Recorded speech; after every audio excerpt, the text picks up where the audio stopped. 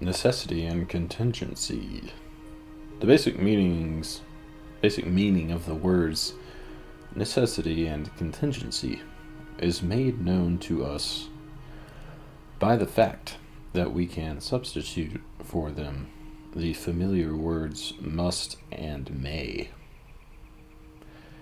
Is there any being which must exist?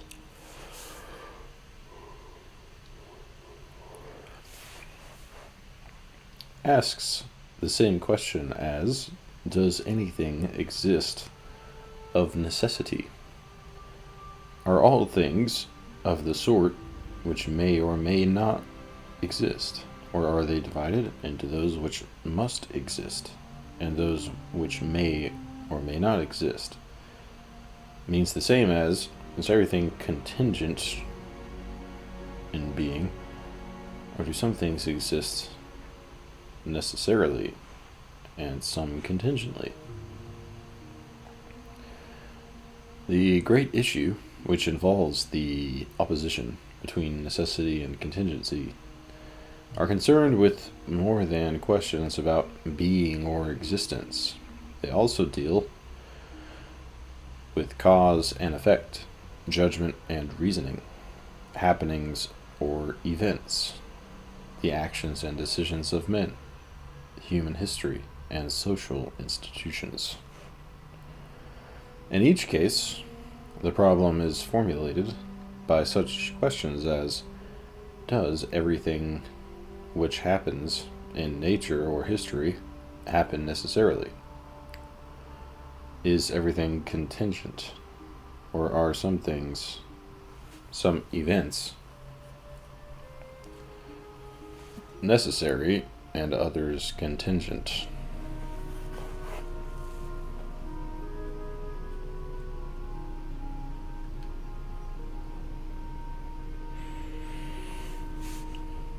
Are men necessitated in all their acts, or are certain actions contingent upon the exercise of their will, and in this sense free?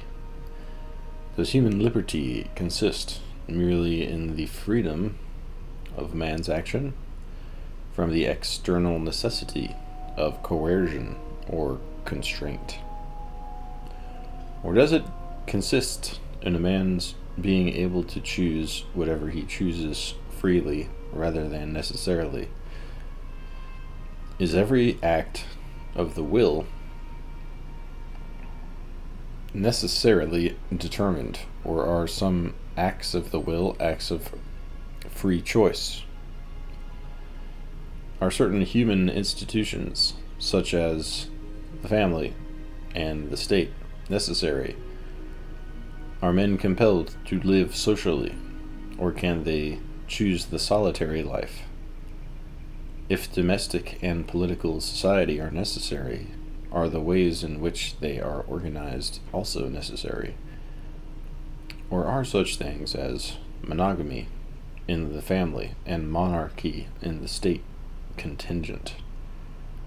Are such things as war, slavery, poverty, and crime necessary features of human society, or are they the result of circumstances which are contingent and which can therefore be remedied?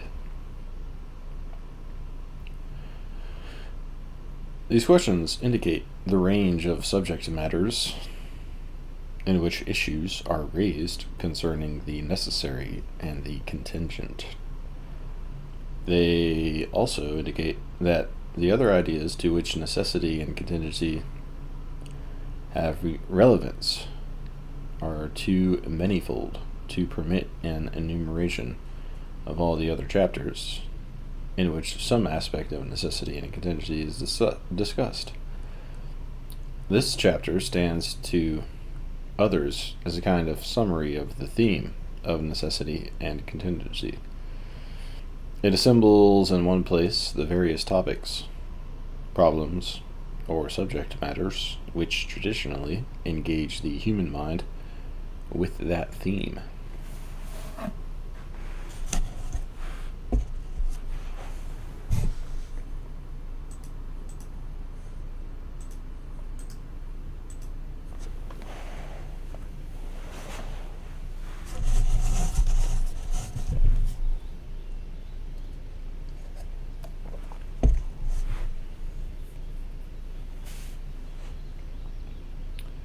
2 chapters alone demand specific mention as, in a sense, being concerned with ideas that seem to be inseparable from the notions of necessity and contingency. They are fate and chance. Though they stand opposed to one another as the necessary to the contingent, they do not cover every application of this opposition. They are largely concerned with necessity and contingency, and the realm of change, and in the causation of the events of.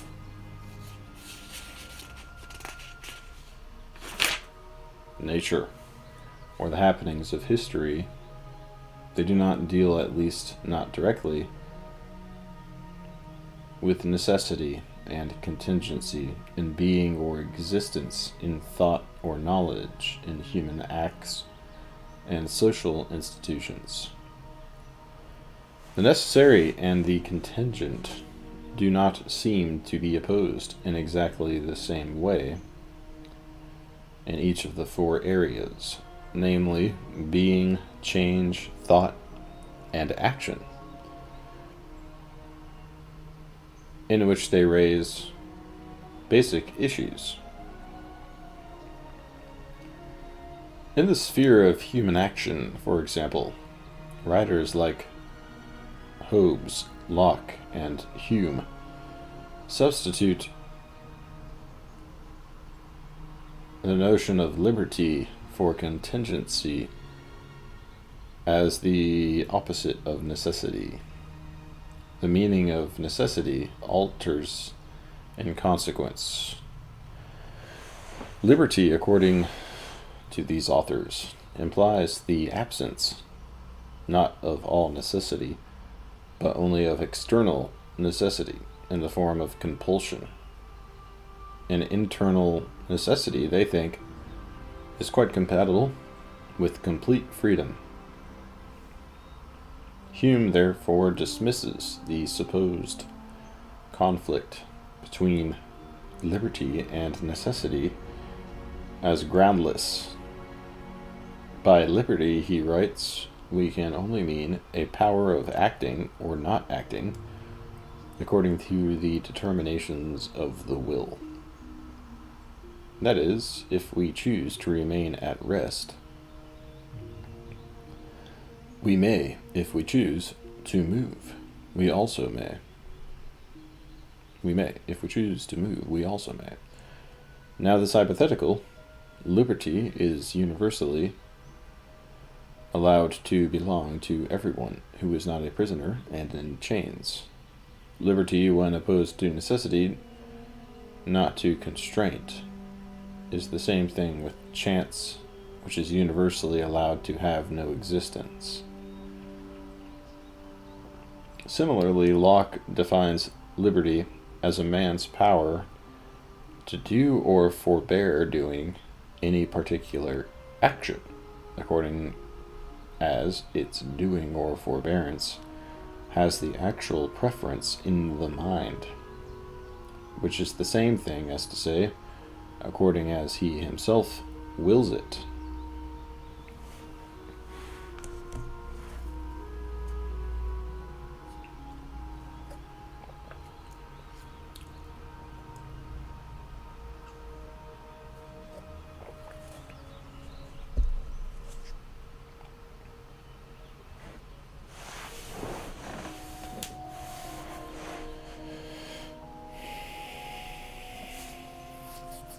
Liberty, in this sense, he adds, belongs not to the will, the acts of which are necessitated by their causes, but to the man who is under no external necessity, in the form of compulsion, to do what is contrary to his will, or to refrain from doing what he wills.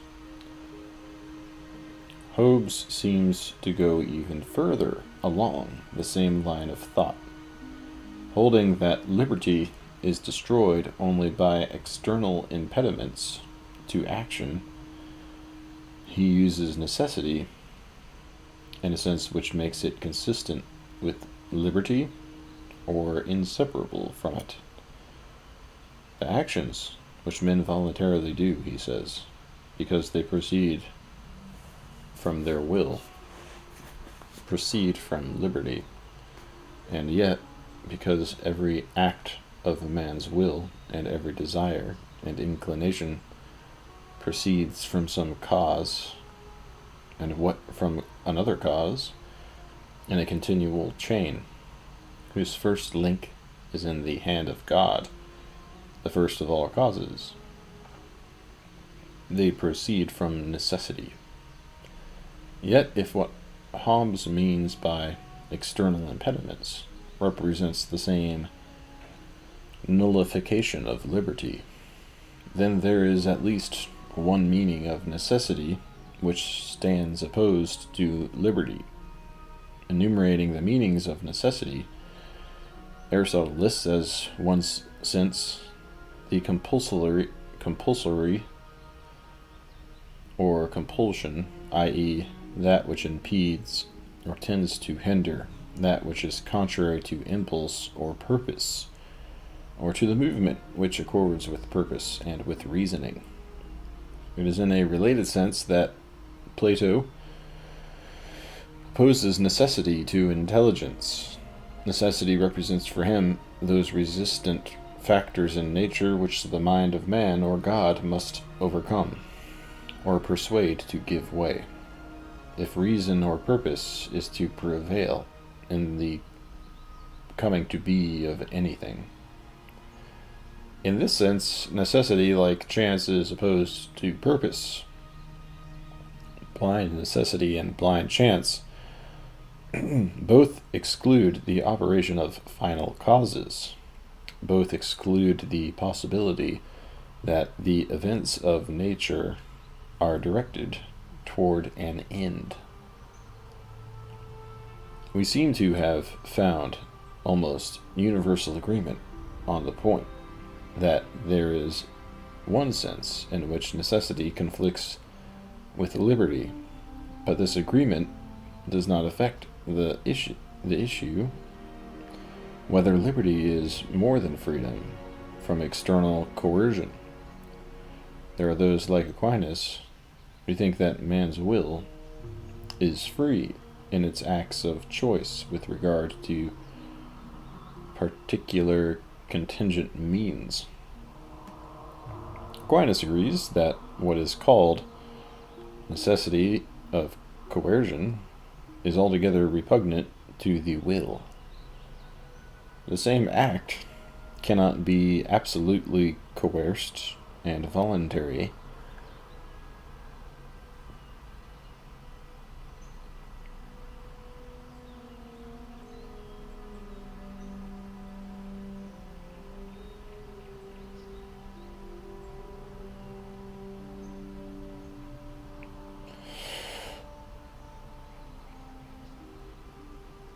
But the question is whether the will's acts are necessarily determined by causes operating within the sphere of the will itself.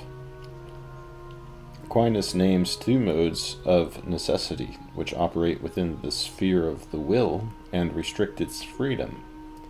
One is the natural necessity that the will should desire an ultimate end, such as the complete good or happiness. If a man wills any object at all as the ultimate goal of his life, he cannot will anything other or less than that which can satisfy all his natural desires. The other necessity is that which concerns the use of those means which are absolutely indispensable conditions for reaching the end being sought. This may be an absolute or a conditional necessity. When the end is itself necessary, e.g., happiness, whatever means are necessary thereto necessitate the will absolutely. When a certain end is not necessary, but has been freely adopted, e.g., a certain destination, and when only one means is available, one mode of transportation, then it becomes necessary to choose that means. But this necessity is conditional, since it remains in force only on the condition that we continue to have a certain end in view, an end we can relinquish at any time as freely as we adopt it.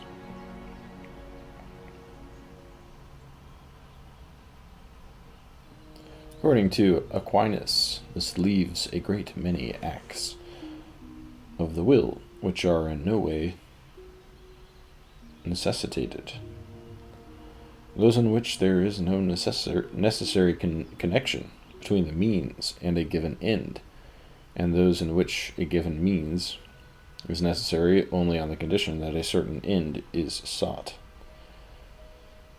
If the end need not be sought, then the will is free not to choose the means of achieving it. And if, when the end is necessarily sought, when the end is necessarily sought, alternative means are available, then the will is free to choose one rather than another. According to this theory, liberty consists in the absence of internal as well as external necessity. Furthermore, liberty seems to be related positively to contingency, insofar as freedom of choice depends on a contingent connection between means and ends, or upon the contingent, i.e., the conditional character of the end. On the other hand, those who hold that the will is never free from internal necessity insist that the act of choice, even with respect to contingent means, is always caused. If being caused is equivalent to being determined, which seems to be the view of Hobbes, Locke, and Hume, then whether or not we know what causes a particular choice, our wills are so determined that we could not have chosen otherwise. The problem of the freedom of the will in relation to the causes which determine its acts is considered in the chapter on will. The foregoing discussion suffices here for the purpose of throwing light on the meaning of necessity. If now we shift from human actions to the realm of becoming, change, or motion, we face the question of the relation between necessity and causation in its most general form. In the realm of nature, the alternatives to necessity are referred to as chance and as contingency. The significance of these alternatives depends on the theory of causation. According to one opinion, every effect is necessarily determined by its causes, and every cause necessarily produces certain effects.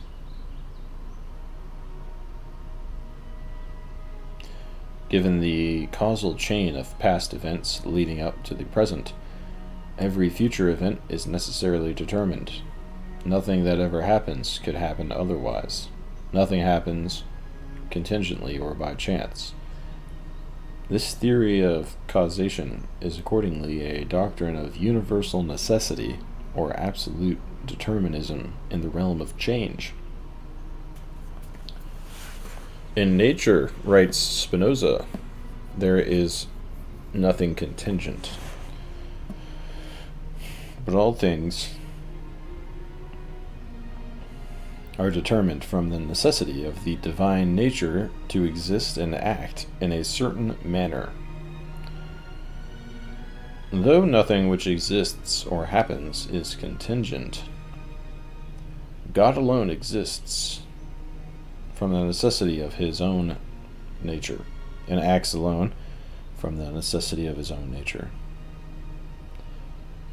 The divine necessity is therefore different from the necessity of everything else which follows from the divine nature.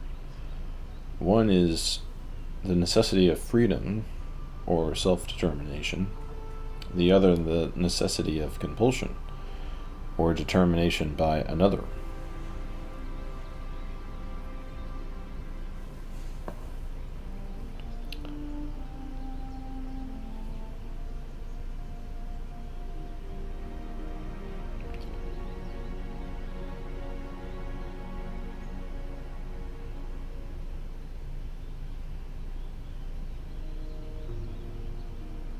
That thing is called free, says Spinoza, which exists from the necessity of its own nature alone, and is determined to action by itself alone.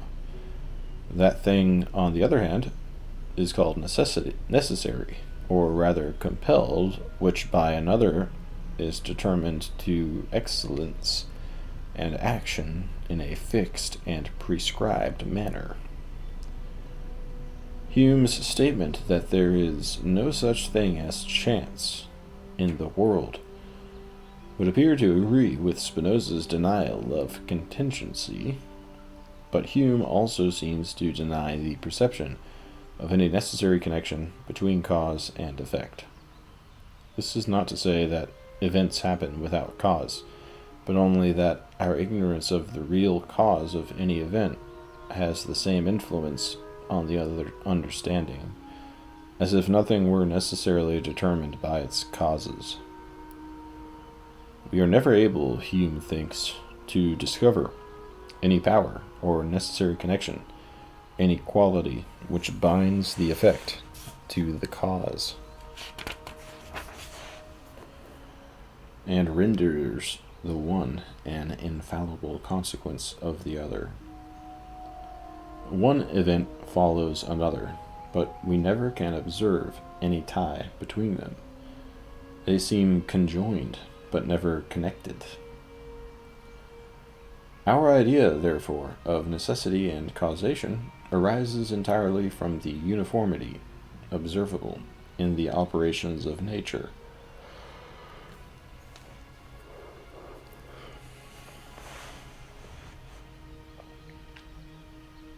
Where similar objects are constantly conjoined together, and the mind is determined by custom to infer that one from the appearance of the other, these two circumstances form the whole of that necessity which we ascribe to matter. Beyond the constant conjunction of similar objects and the consequent interference from one to the other, we have no notion of any necessity or connection.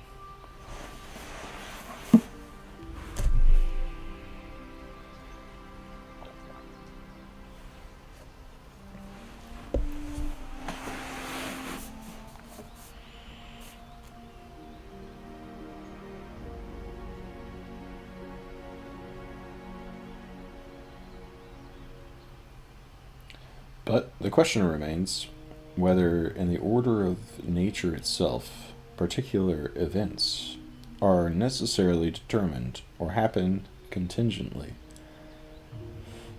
The fact that we may be ignorant of real necessities does not, as Hume seems to admit, imply their non-existence. Our saying it is only probable that the sun will rise tomorrow may reflect our inadequate knowledge of causes rather than a real indeterminacy in the order of nature.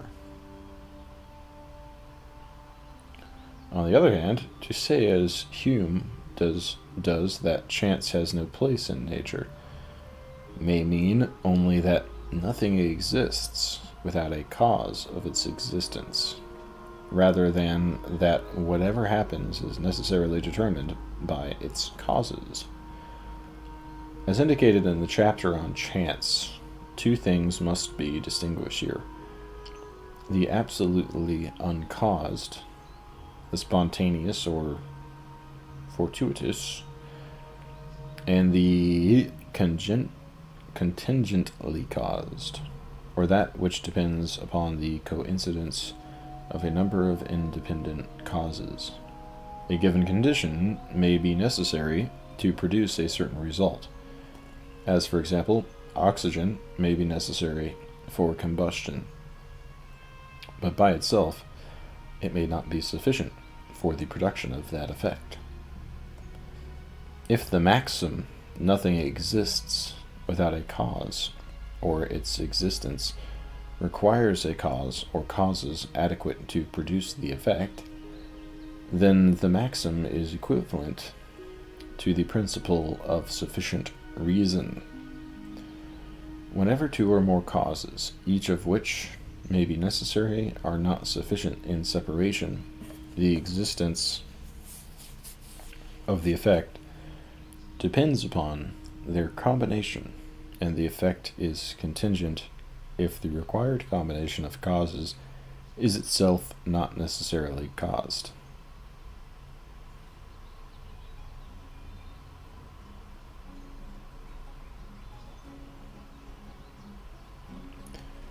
The issue concerning contingency is, in nature, thus seems to be more sharply stated when there is no reference to our knowledge or ignorance of causes.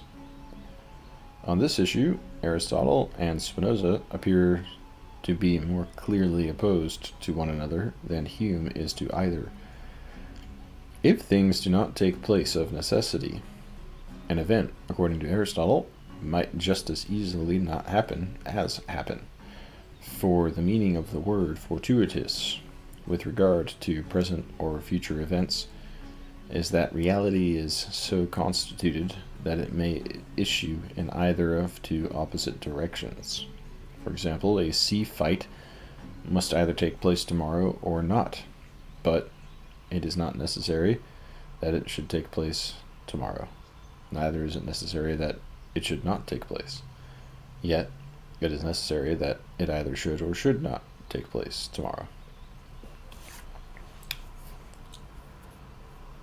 Though Aristotle holds that one of the two propositions in such instances must be true and the other false, he also insists that we cannot say determinately that this or that is false, but must leave the alternative undecided.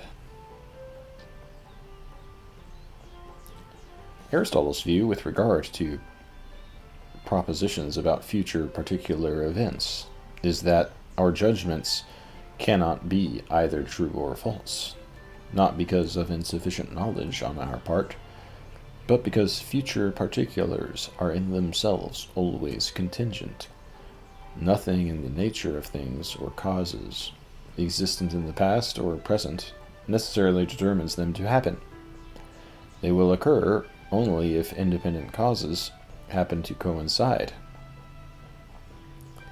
Since these causes are independent, not determined to combination by their natures, the coincidence will be a matter of chance, not of necessity.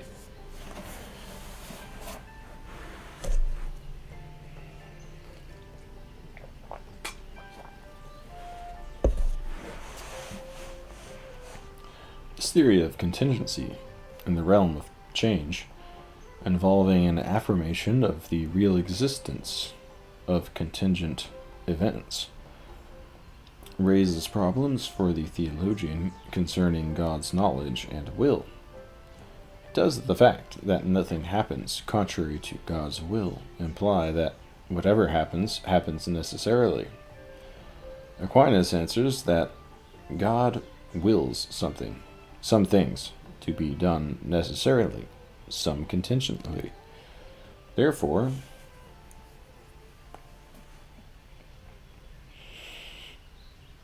To some effects, he has attached necessary causes that cannot fail, but to others, defectible and contingent causes, from which arise contingent effects, it being his will that they should happen contingently. Similarly, the fact that God knows all things infallibly does not seem to Aquinas to be inconsistent with the real contingency of some things. He explains that whoever knows a contingent effect and its causes only as merely a conjectural knowledge of it. But God knows all contingent things, not only as they are in their causes, but also as each one of them is actually in itself. Hence, it is manifest that contingent things are infallibly known by God, inasmuch as they are subject to the divine sight in their presentiality. Yet they are future contingent things in relation to their own causes. This has a bearing on the difference between human and divine apprehension of future contingent things. Things reduced to actuality in time, Aquinas declares, are known by us successively in time, but by God they are known in eternity, which is above time. Whence to us they cannot be certain, since we know future contingent things only as contingent futures. But they are certain to God alone, whose understanding is in eternity above time.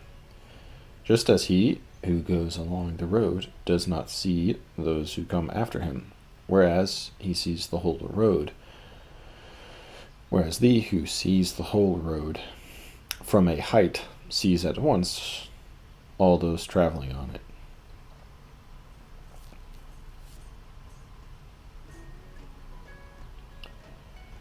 Hence, Aquinas continues, what is known by us must be necessary, even as it is in itself.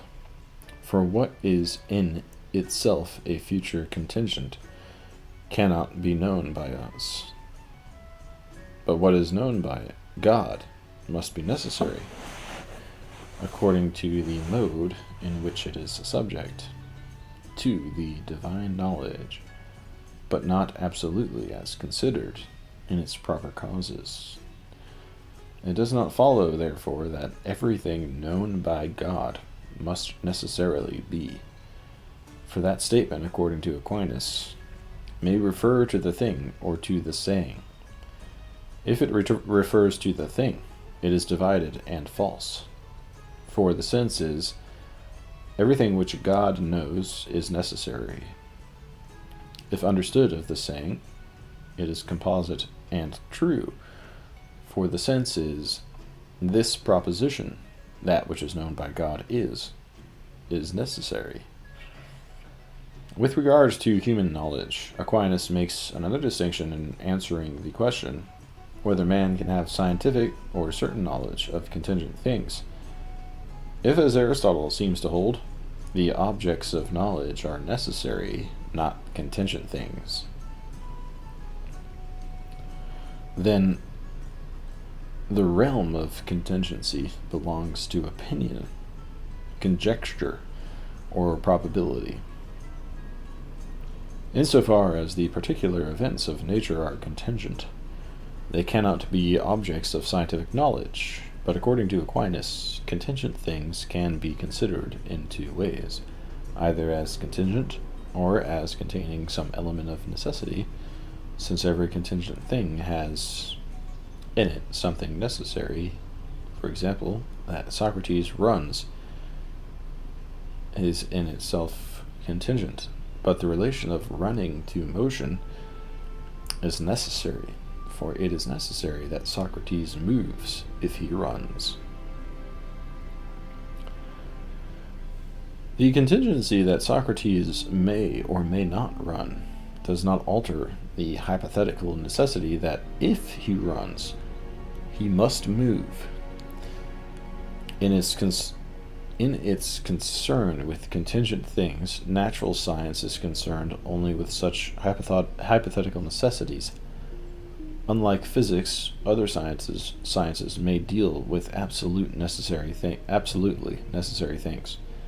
That the objects of mathematics are of this sort seems to be an opinion shared by James and Kant, Hume and Descartes, Plato and Aristotle, but they do not agree on whether the necessities of mathematics belong to reality or have only ideal existence, i.e., whether they exist apart from or only in the human mind. This issue is connected with another major issue concerning necessity and contingency, namely whether any reality has necessary existence.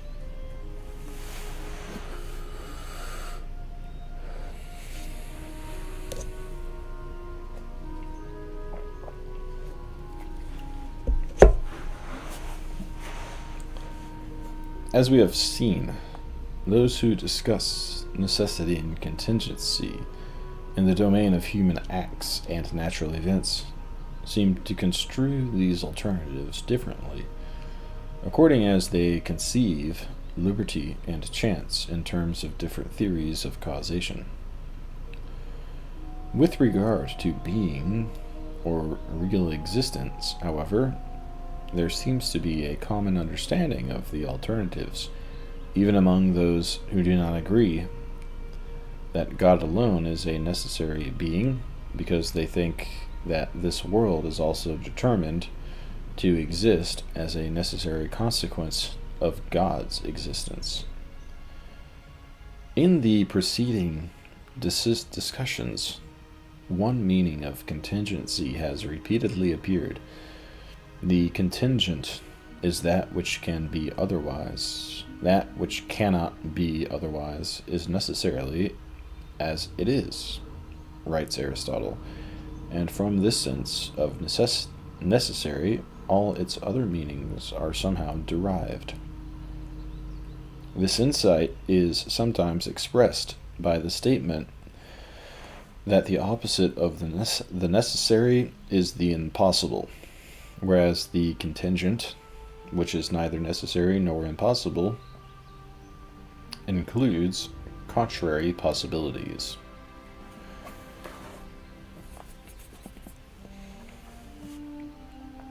In logical analysis, what is called the modality of necessity is attributed to judgments, the contradictories of which are self-contradictory. E.g., if the proposition, the whole is not greater than any of its parts, represents an impossible judgment, then the contradictory proposition, the whole is greater than any of its parts, represents a necessary judgment. In contrast, as Hume points out, that the sun will not rise tomorrow is no less intelligible a proposition, and implies no more contradiction than the affirmation that it will rise. These two propositions represent contrary possibilities. No matter which turns out to be true, the event could have been otherwise. In logical analysis, some complications seem to arise from the fact that the necessary has two opposites, the impossible on the one hand, and the possible or contingent on the other. This is usually classified by the recognition that the possible is the opposite of the impossible as well as of the necessary. And that sense of possible, which excludes only the impossible, the necessary is, of course, possible. For what is necessary cannot be impossible. But what is necessary cannot But in that sense of possible, which implies contrary possibilities, the possible excludes the necessary as well as the impossible.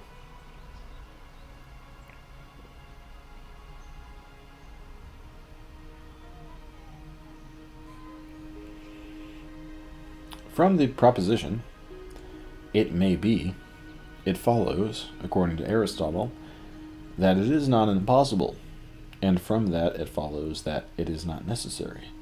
It comes about, therefore, that the thing which must necessarily be need not be, which is absurd. But again, the proposition it is necessary that it should be does not follow from the proposition it may be, nor does the proposition it is necessary that it should not be. For the proposition it may be implies a twofold possibility, while if either of the two former propositions is true, the twofold possibility vanishes. For if a thing may be, it may also not be. But if it is necessary that it should be, or that it should not be, one of the two alternatives will be excluded. It remains, therefore, that the proposition it is not necessary that it should not be follows from the proposition it may be. For this is true also of that which must necessarily be. Of the same thing we can say that it may be and that it may not be. But we cannot say of the same thing both that it may be and that it must be, or that it may not be, and that it cannot be.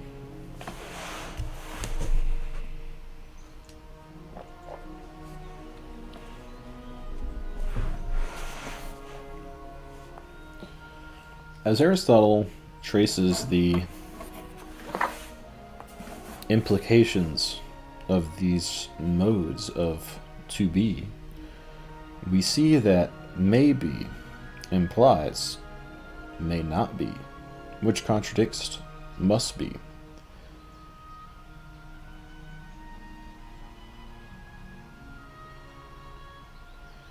And similarly, that may not be implies may be, which contradicts cannot be.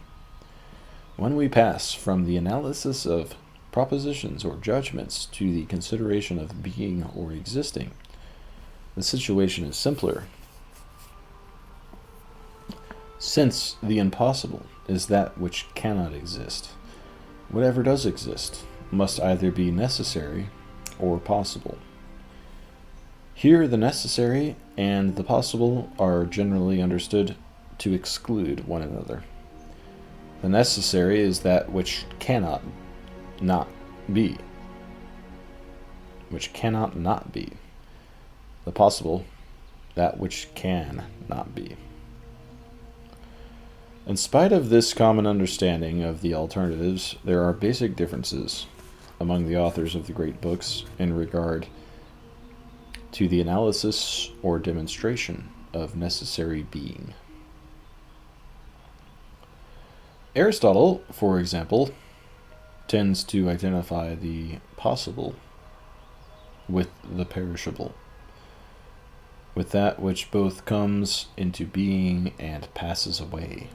Those substances are necessary in contrast, which are not subject to generation and corruption, holding that the matter of the celestial bodies differs from that of terrestrial bodies with respect to the potentiality for substantial change.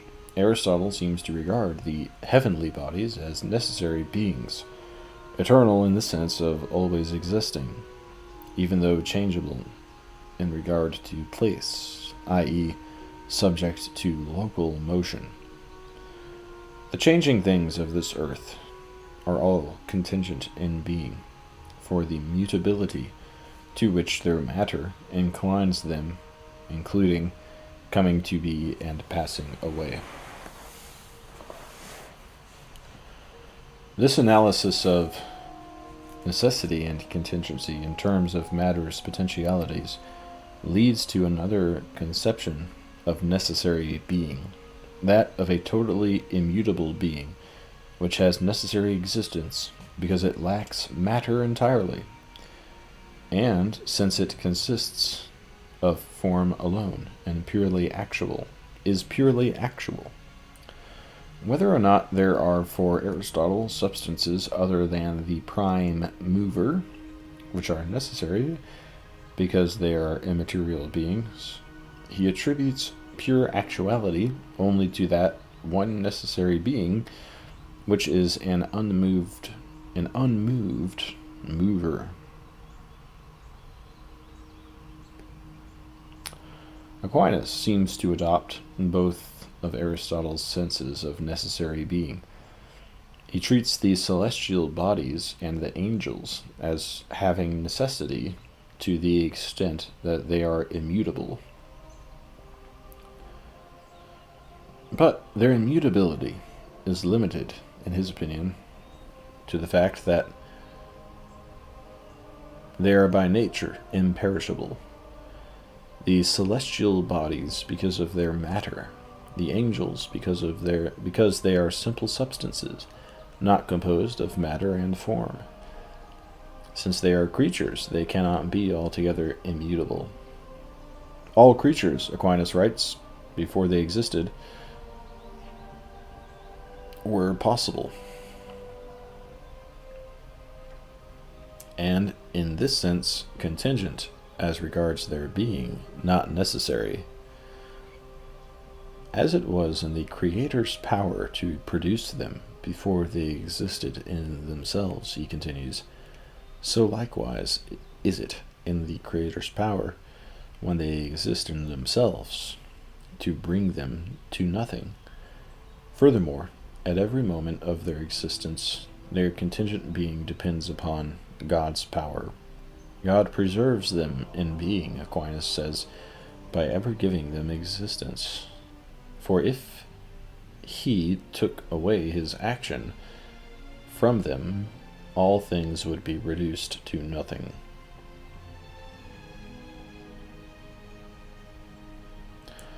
In the strict sense, then, of necessary being, no creature but only God, the uncreated being, is truly a necessary being, because in God alone existence is identical with essence.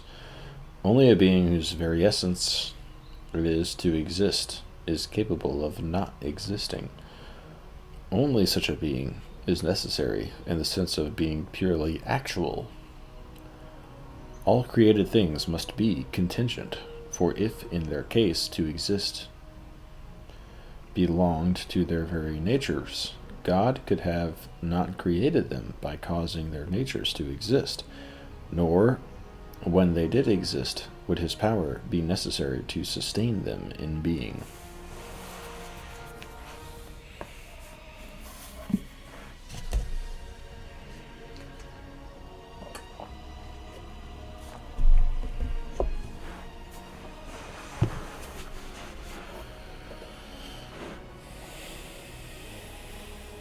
Where Aquinas defines God's necessity in terms of the identity of essence and existence, Descartes and Spinoza tend to conceive God as necessary because his existence is such that his existence follows from it.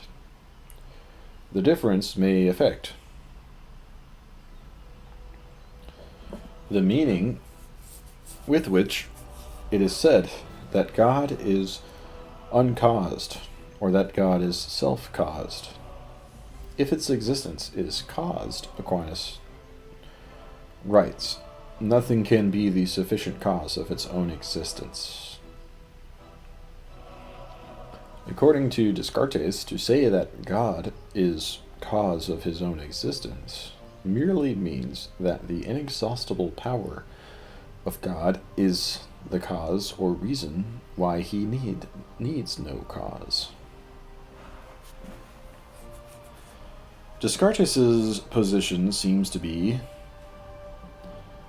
that which is self-caused in the sense of having its existence determined by its own nature, or as existence is also uncaused in the sense that its existence is not caused by anything outside itself.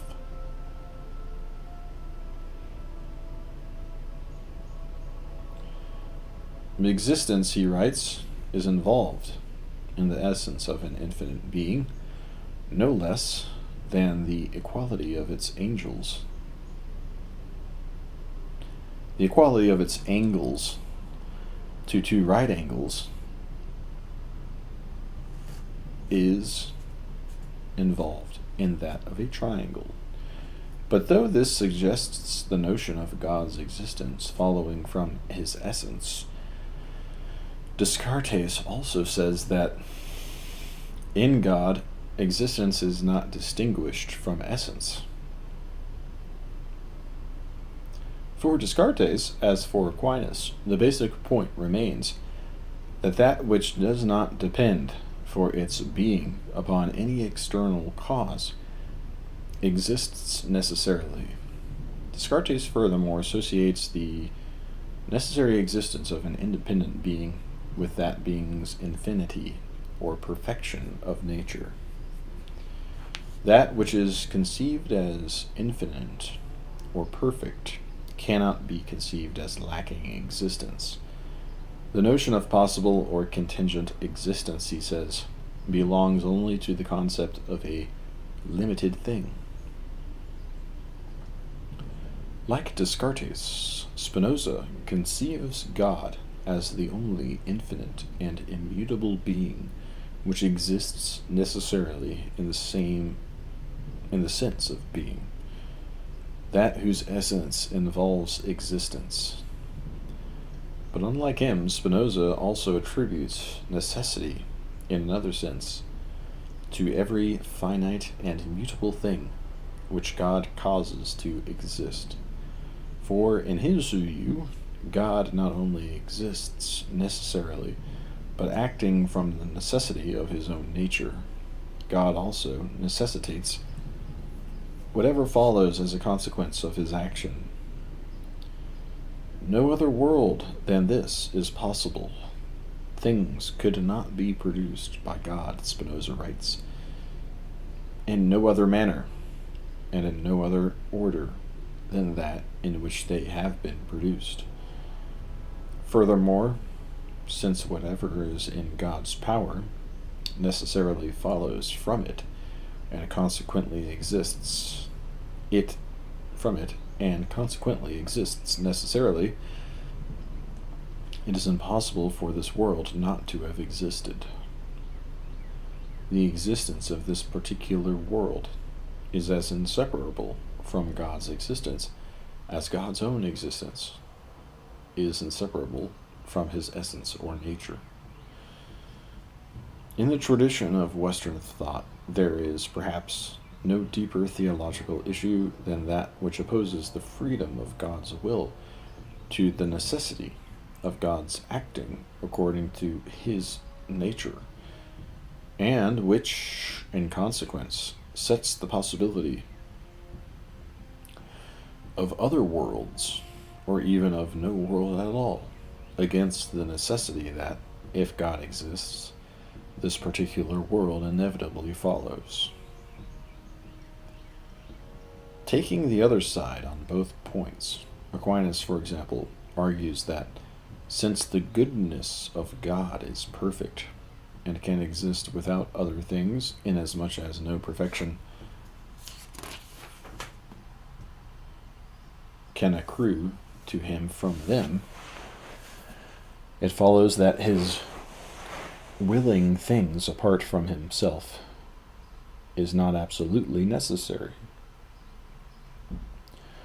As for the particular features of this world, Aquinas says that since God does not act from natural necessity, nor from a will that is naturally or from necessity determined to the things which exist, it follows that in no way at all is the present course of events produced by God from any necessity, so that other things could not happen. Wherefore we must simply say that God can do other things than those he has done. Other and even better worlds than this are possible, for God could make other things or add something to the present creation, and then there would be another and a better universe. Nor does the Christian theologian admit that the divine nature is subject to any necessity. We do not put the life of God or the foreknowledge of God under necessity, writes Augustine, if we should say that it is necessary that God should live forever and foreknow all things, as neither is his power diminished when we say that he cannot die or fall into error, for this is in such a way impossible to him, that if it were possible for him, he would be of less power. But assuredly he is rightly called omnipotent, though he can neither die nor fall into error. For he is called omnipotent on account of his doing what he wills, not on account of his suffering what he wills not. For if that should befall him, he would by no means be omnipotent. Wherefore he cannot do some things, for the very reason that he is omnipotent. One other traditional issue is raised.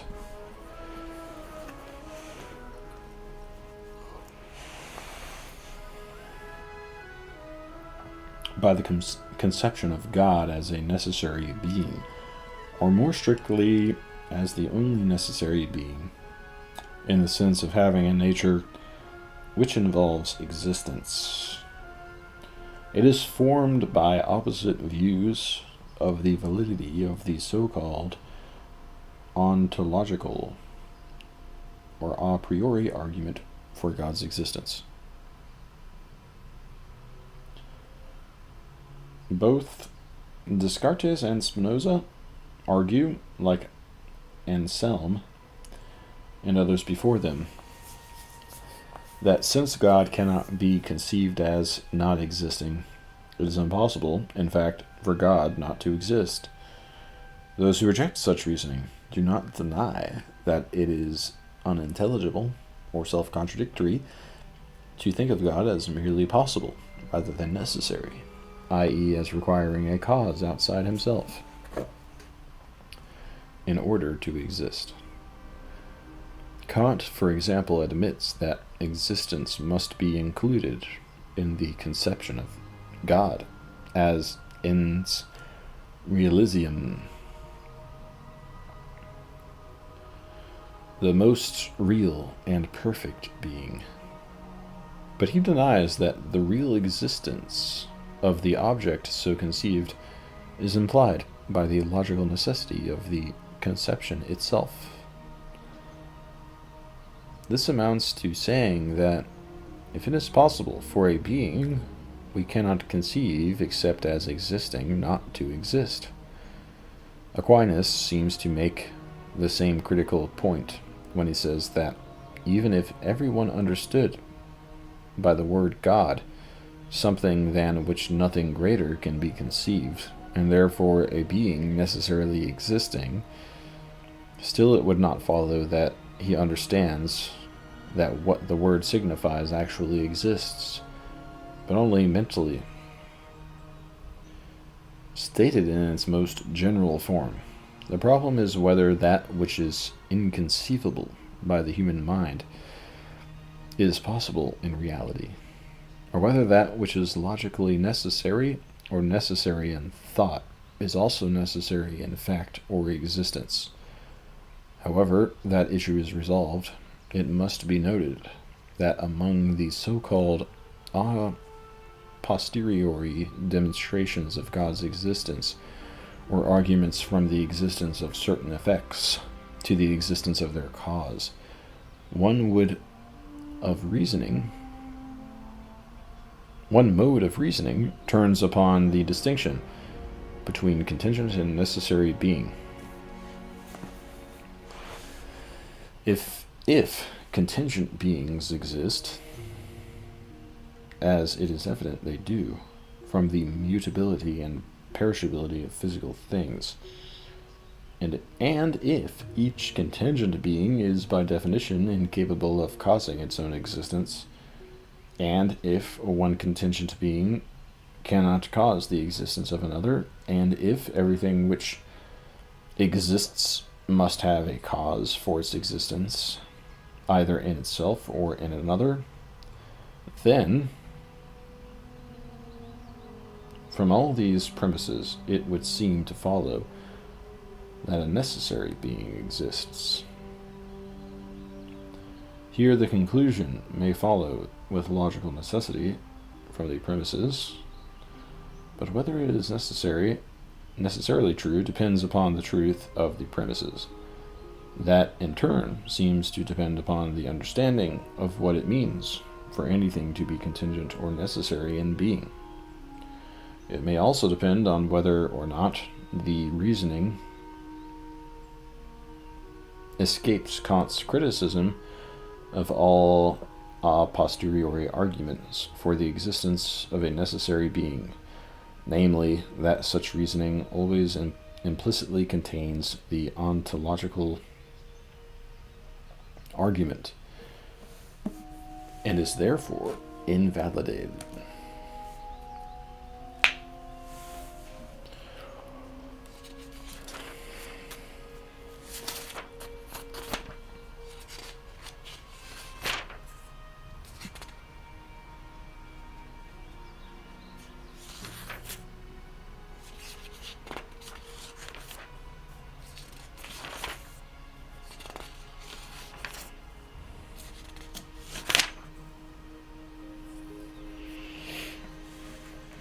If I'm not mistaken, that puts me at exactly halfway done.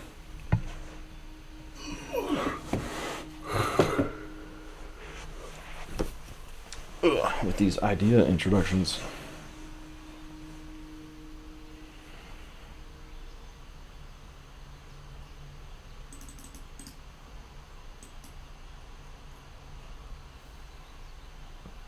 $51 out of 102, I think.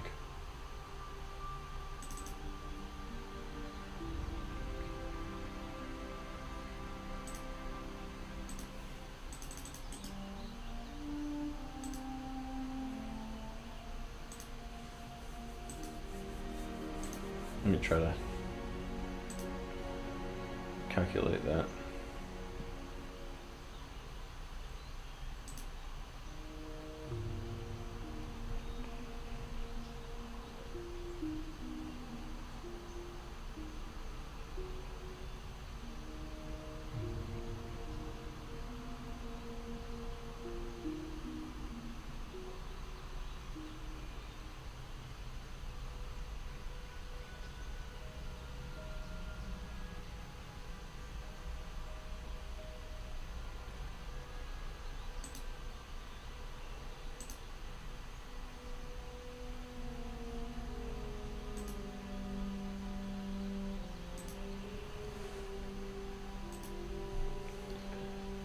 Let's see, 1, 2, 3, 4, 5.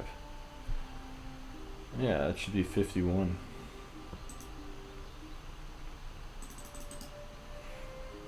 Did it. Reached the halfway point.